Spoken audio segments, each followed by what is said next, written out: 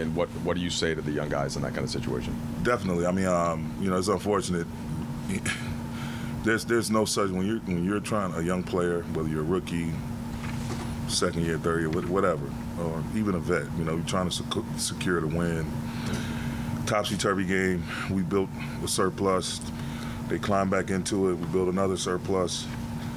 Put guys in the game, and no matter what time it is, it's like there's no rite of passage to be in this league. Whether you're a player, coach, executive, it doesn't matter. And then even in ownership, there's no rite of passage. No one owes you anything. And when you're trying to establish yourself and the type of player you are, you have to approach each and every minute. I hate the term garbage time. Like playing in the NBA, there's only so many spots, and you get a chance to play, even if it's the last 50 seconds. You go hard. You go hard or you stay home, pretty much. It's like you're trying to establish yourself, and you never know who's watching. You never know who's watching. I've been a part of a lot of teams, both as a player and a coach, where someone saw the way someone finished the game when it was maybe out of hand, but they still went out there like it's a tie ball game, and they put their best foot forward every single possession, however many possessions were left. You just got to have that mindset, the mindset that nothing is given. Nothing is given. Everything is earned. So I'll sit down with a couple of our young players on Friday, but, I didn't want that.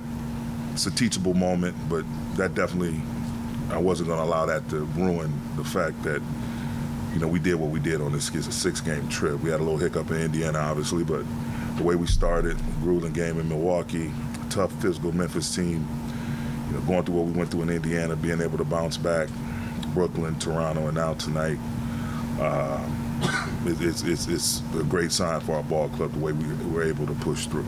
So 5-1 on the trip, 9-10 overall. Just 5 games left. What is the message for the final push? To continue to do things like we've been doing, on one day, one game at a time. That's it. Like, don't look too far ahead. If we go this certain number in the last 5 games, or we go this certain number, just attack each day and each game with as much juice as you possibly can to try to get the most positive results possible. Darvin, AD was so dominant in the first quarter, and then for big stretches in the third and the fourth, their zone kind of, for whatever reason, you guys couldn't get him the ball. How crucial was it to kind of re-engage him late, and what do you think kind of kept that from happening in sort of the middle stretch? Yeah, obviously they changed up their pitches a little bit, and I thought we just got a little stagnant, just kind of swung the ball around the perimeter, didn't really try to engage the zone like we eventually ended up doing. When someone plays a zone, you got to set screens. You got to make sure you get the ball in the paint, and you got to have floor balance, and you got to have a willingness to pass the ball and a willingness to shoot the ball. Quick decisions. So once we figured that out and we started getting into, some different sets that we got to combat the zone offensively, it was good. Guys really got some shots playing behind the defense. Brian got in the middle of the paint. AD got some touches in the middle of the paint, and we were able to come out on the right side of it. Darvin, whether it's the play-in or the first round of the playoffs or both, you guys are going to have to win tough games on the road at some point coming up here.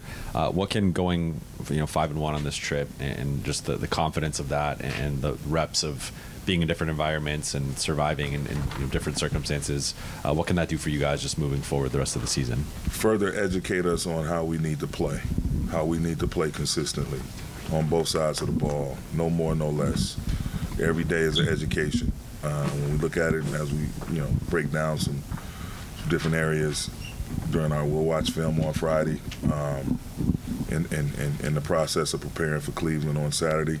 But we'll watch a lot of us and the way we look and the way we are when we do it right, and then not so much when we don't do it right. And so we had a plethora of areas on both sides of the ball that we can illustrate, and things we need to clean up, things we definitely need to sustain. So this is just a lot of material that we can use to put the mirror in front of ourselves, so to speak, and again reveal to us how we need to play every time we step out on the floor. And not to belabor the end of game situation today, but when there were 17 and a half seconds to go and there's the turnover and the timeout, I mean, are you just making eye contact with your main guys? They already know. Oh, absolutely. It's a moment. Absolutely. They care. It's a care factor. They're competing to the end. And If anybody's going to be on the floor with that team making a push, they want to have control of the situation. And so, you know, we messed around several possessions and flushed away some possessions that allowed them to get back while we're didn't have our best offensive possessions there, in turn making shots and eating into the deficit that they were facing. So it's a great sign, though. Just those guys just immediately making eye contact, pulling their stuff back on, ready to go in. And so it's great that the good part is that if there is one in that scenario, is that they had just come out. So it's not like we had a 30-point lead, 25-point lead, and had benched them with 7-8 minutes left to play in the quarter. That's a different type of scenario.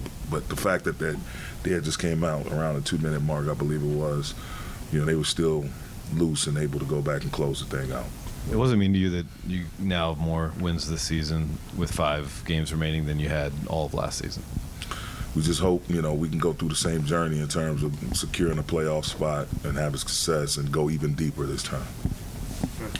Coach, got a similar question. So you had a phenomenal stretch recently, 11 games above 500, but still in the 9th seed. Is that a thing that's on your mind and the players' mind coming into each and every game, especially in the last push for the regular season?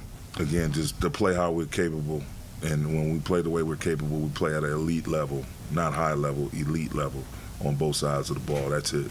Each and every day, each and every game, we're just trying to see how we can extract that from within ourselves and keep it consistent.